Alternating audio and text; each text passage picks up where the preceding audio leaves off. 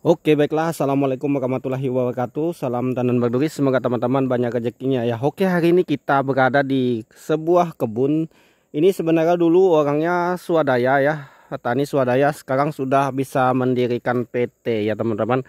Karena dia punya kebun yang cukup luas ya teman-teman. Awalnya dia dari punya kebun warisan keluarga, menanam sawit seadanya. Juga awal-awalnya dia menanam sama seperti punya saya di awal-awalnya ya, sawit abal-abal. Teman-teman bisa lihat bentangan sawitnya ini sangat rapi sekali ya teman-teman. Sekarang baru-baru sekarang ya teman-teman sudah bisa mendirikan PT. Nah, dia sawitnya untuk sekelas PT atau CP ya teman-teman, bersih sekali memang ya. Untuk pengusaha-pengusaha sawit, bos-bos sawit ini, untuk sawitnya dia untuk penanaman sawit ini jenis PPKS Simalungun ya teman-teman, PPKS Simalungun. Nah, potensi buahnya ya sama aja ya, kalau menurut saya sawit ini sama aja. Pemupukan ini rutin ya, tiga kali setahun ya. Kalau memang saatnya musim trek ya teman-teman. Nah, seperti ini saatnya trek ya, musim trek ya trek, bunga jantan semua, walaupun dia menggunakan bibit unggul. Nah, seperti ini. Teman-teman bisa lihat ya satu persatu pohonnya. Kita nggak skip videonya ya. Nah, seperti ini. Kalau memang masanya kurang ya kurang teman-teman. Nah, untuk seperti ini ya. Memang rata-rata ada buahnya tapi 1-2 karena dia memang masa ini saat musim trek ya. Wah, teman-teman bisa lihat bentangan-bentangannya. Untuk kebun sawitnya sangat bersih sekali. Untuk sekelas PT di sini yang paling bersih ya ini. Ini masih terhitung masih kerabat sama kita ya teman-teman. Makanya saya tahu orangnya sejak kecil, kita kenal dia ya. Yang pemilik kebun ini sebenarnya kebun dia beli dulu. Pernah juga orang yang pemilik pertamanya di sini nih mau jual ke kita. Waktu itu kita nggak punya modal ya teman-teman, nggak punya modal karena kita bodoh juga ya. Kalau kita tahu sistem hutang-hutang ke bank mungkin berani ya teman-teman ngambil. Dulu lahan ini masih murah, dia jualnya 18 satu hektarnya. Ini keseluruhan untuk lahannya ini ya teman-teman adalah sekitar kemarin tuh di 15 hektar ya, 15 hektar keseluruhannya ini 15 hektar ya. Jadi dijual semua. Itu dijualnya, sebabnya dijual ya teman-teman, sebenarnya ya cuma buat poya-poya doang ya sih. Bukan untuk ngerawat orang tua sakit apa macam. Kan biasanya orang jual lahan itu biasanya untuk anak mau sekolah, orang tuanya sakit. Kalau ini enggak ya teman-teman. Nah, buahnya seperti ini. Ini sama aja seperti punya kita yang tanam sawit abal-abal. Tapi memang kondisi tanahnya untuk lahan yang sering disemprot, dia walaupun harus kuat-kuat pupuk ya teman-teman. Kalau lokasi seperti ini, bersih seperti ini ya teman, jangan disamakan sama kita yang pemupukan 1 kali setahun, jangan. Karena memang kondisi, nah ini teman-teman bisa lihat, ini nggak dikasih batu, saking kerasnya tanahnya. Kalau sering disemprot tuh seperti ini. Mobil aja, ini mobil truk yang lewat ya, bukan mobil pickup seperti kita, mobil truk.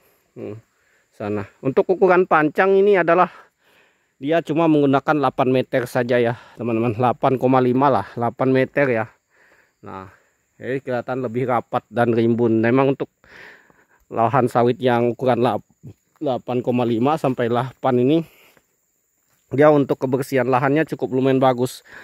Bila dibandingkan dengan lokasi saya ya teman-teman, bisa teman-teman lihat ya di lokasi kebun-kebun saya, nggak ada yang seperti ini ya teman. Ini sangat bersih sekali, sangat mantap sekali.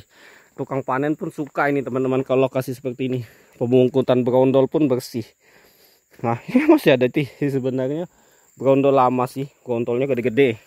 Nah, ini brondol busuk ya. Nah, ini habis panen, kita nggak sempat lihat dia pas panen ya teman-teman. Ini sudah selesai panen. Ini putaran untuk panennya sendiri per 2 minggu ya teman-teman, per 2 minggu atau 14 hari atau 21 hari bisa. Wah, bentangannya mantap sekali teman-teman. Weh, mungkin teman-teman kalau lihat lokasi ini sawit seperti ini, teman-teman pasti pengen juga ya punya sawit seperti ini pasti. Kalau saya sih pribadi pengen. Sudah lokasinya rata, bagus, penataan sawitnya bagus sekali teman-teman. Keren sekali, mantap sekali. Oh, sebenarnya sangat disayangkan sekali buat orang yang telah menjual lahan ini ya teman-teman.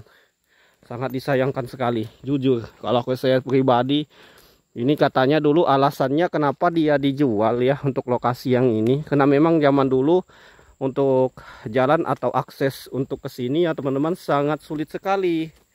Jalannya sangat sulit. Nah, dia mikir gimana cara mengeluarkan buahnya. Kalau saya pribadi, dalam kepala saya banyak caranya. Apalagi sudah bisa menanam seluas ini sampai 15 hektar teman-teman.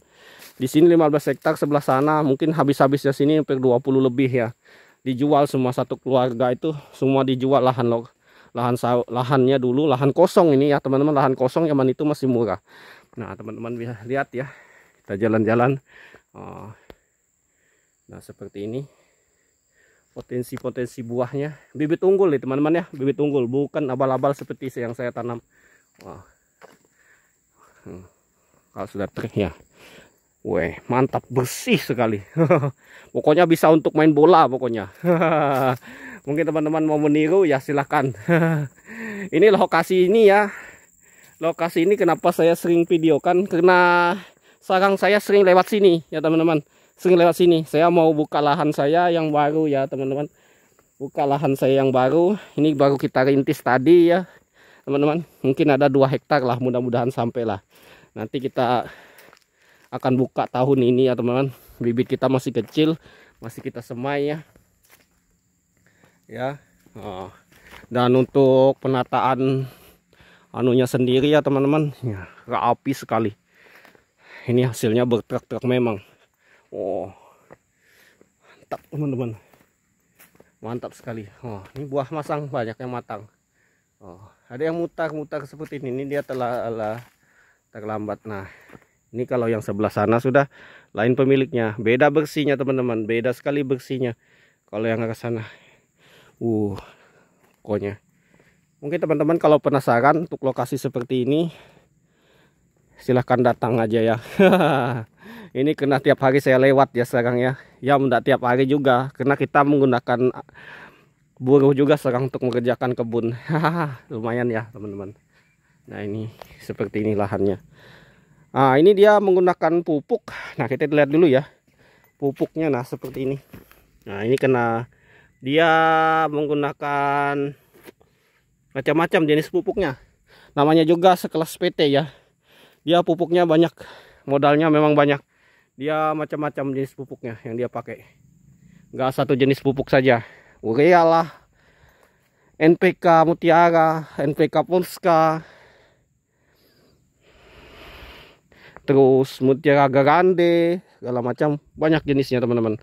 Dia pakai Grande lagi, Grandul kah? Nggak tahu. Pokoknya itulah yang Mutiara jenis baru sekarang. Ada jenis Mutiara, MPK Mutiara jenis baru sekarang ya, yang keluar harganya ya 300 lebih.